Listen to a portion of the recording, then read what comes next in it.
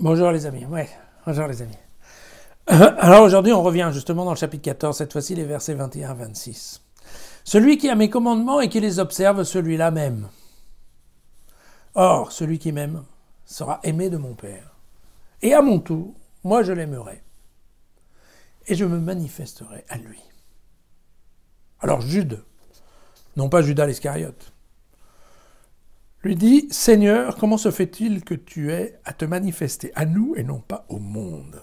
Alors Jésus lui répondit « Si quelqu'un m'aime, il observera ma parole, et mon Père l'aimera, nous viendrons à lui et nous établirons chez lui notre demeure. Celui qui ne m'aime pas n'observe pas mes paroles. Alors cette parole que vous entendez, elle n'est pas de moi, mais du Père qui m'a envoyé.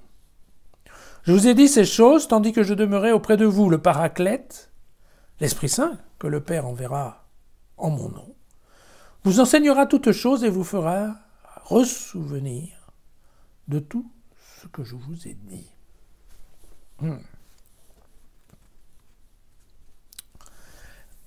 Bien, alors, petit retour en arrière, mais donc juste, on vérifie que la règle de l'amour, celui qui aime Jésus sera aimé par le Père, et ensuite, le Père va en parler à son Fils, et son Fils va se manifester. C'est un peu bizarre, c'est un autre système de fonctionnement, mais bon. Alors, il y a un troisième malentendu qui est pas vraiment un malentendu en fait, qui est la question de Jude sur la manifestation du Christ ressuscité, car c'est de ça dont on parle. Alors, on ne parle pas de la parousie, on parle du retour de Jésus, mais du retour de Jésus après la croix. Puisque Jésus a déjà annoncé qu'il reviendrait après la croix. Alors, la question que pose Jude, ça correspond exactement à la critique que font les Juifs des synagogues au temps de Jean, en disant, globalement, simplifié, c'est bien gentil votre histoire de Jésus ressuscité, mais comme par hasard, Jésus n'est apparu qu'à vos copains. Jésus n'est apparu qu'à ceux qui l'aiment bien. Il n'y a eu aucune apparition publique dans le sens, nous les Juifs, on ne l'a jamais vu, par exemple.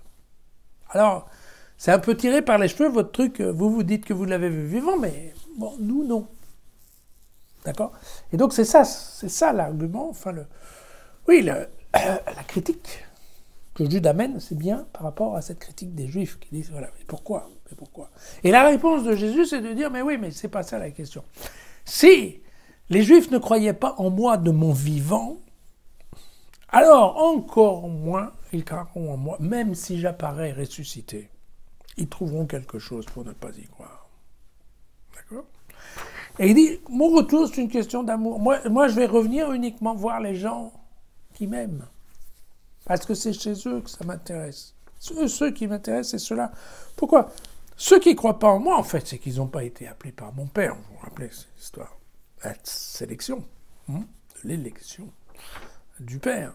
Et donc ces gens-là ne m'intéressent pas. Et là, c'est amusant parce que vous voyez, on laisse tomber l'histoire des demeures célestes. Dont on avait parlé l'autre jour. Vous voyez qu'ici, non. Ici, c'est le Père et le Fils qui vont venir et qui vont s'installer dans la demeure du disciple qui croit. Différent, le disciple ne va même plus avoir besoin de voyager pour aller dans la demeure céleste. Non. C'est pas le disciple qui va aller auprès de Jésus, c'est Jésus qui va venir dans la vie du disciple. Et là, on comprend bien, quand on tombe sur cette histoire, qu'on n'est plus du tout dans la notion du jugement dernier. Pourquoi ? Vous vous souvenez, la vie éternelle, c'est la vie auprès de Dieu. Et ce que nous disons aujourd'hui, c'est que, Jésus va mourir, et quand il va ressusciter, il va venir avec son Père, il va s'installer chez nous. Et il va vivre au milieu de celui qui a cru. Et ça, vivre auprès de Dieu, c'est la vie éternelle. Et on va retomber sur ce qu'on a déjà vu plusieurs fois. Mais la vie éternelle, c'est déjà là, maintenant. D'accord ? C'est ça l'idée derrière tout ça. Et puis alors, il y a cette information par rapport au paraclète. Alors le paraclète, c'est un terme un peu bizarre, mais en fait, il y a un moment où Jean en parle de façon plus détaillée. Le paraclète, c'est un mot qui à l'époque voulait dire l'avocat en grec. Voilà. L'avocat, à la fois un avocat, un maître, un protecteur, tout ce qu'on veut. Enfin, quelqu'un qui a de l'influence sur vous, mais qui vous défend. En fait, c'est ça la question. Et là, il nous dit bien qu'en fait, à la fin, c'est pas vraiment lui qui va revenir avec son Père. Qui va venir s'installer, c'est le Père avec le Saint-Esprit. C'est d'ailleurs la seule fois dans l'évangile de Jean où il va y avoir cette correspondance entre le Paraclète et le Saint-Esprit. Et l'idée, c'est que le rôle du Paraclète, du Saint-Esprit, va être de continuer l'enseignement, hein, voilà, parce qu'il faut bien que tout ça continue. Mais aussi, il va faire une chose qui est, ça c'est propre à cet évangile de Jean, cette fameuse parole, ressouvenir. Et vous savez, c'est cette question, tous ces malentendus qu'il y a dans l'évangile de Jean, on en a souvent parlé. Pourquoi ? Parce qu'il se passe des choses énigmatiques pendant la vie de Jésus qu'on ne peut comprendre qu'après la résurrection. Et donc,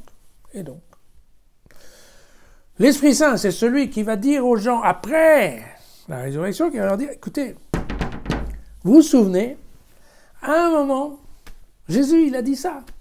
Et on n'a pas compris ce qu'il voulait nous dire. Et bien maintenant, vous voyez ce qu'il voulait dire ? Il annonçait ce qui allait se passer.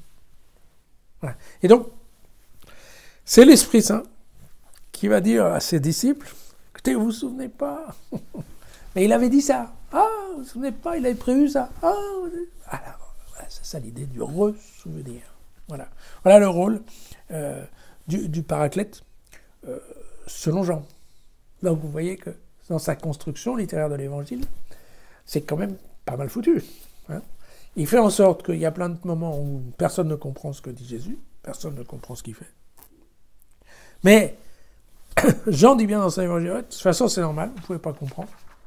Et puis après, il fait le truc, et oui, il y aura le Saint-Esprit qui va venir et qui va nous rappeler ce qui s'était passé avant, et à ce moment-là, ça ouvrira les yeux de tout le monde. Voilà. C'est pour ça que Jean est assez intéressant comme évangile par rapport aux trois autres qui, je dirais, sont plus dans une situation de raconter ce qui s'est passé. Vous voyez que là, c'est du roman complet, puisqu'il y a à la fois l'histoire, mais aussi la manière de la comprendre. Voilà. À demain.